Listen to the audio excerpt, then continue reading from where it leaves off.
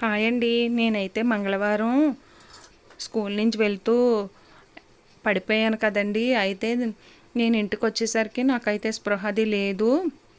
కంటి చూపు కూడా లేదు. ఇప్పుడైతే మాట్లాడుతున్నప్పుడు కూడా నాకు దంతాలన్నీ నొప్పులొచ్చేస్తున్నాయి. మా పాప అయితే ఆ రోజునే ఆర్డర్ పెట్టేసిందండి. ఈరోజు లక్షవారం. ఇప్పుడు ఇందాకడే ఒక గంట ముందైతే పార్సిల్ వచ్చిందండి. ఏంటనని చూస్తే హెల్మెట్ పెట్టేసిందండి నాకు.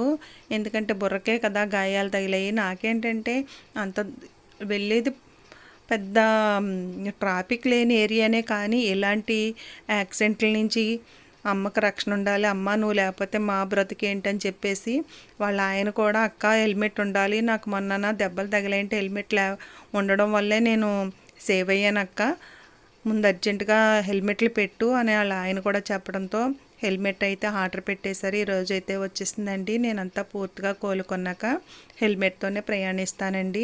దయచేసి మాత్రం ఎవరో కూడా హెల్మెట్ లేకుండా ప్రయాణించకండి. ఓకేనా.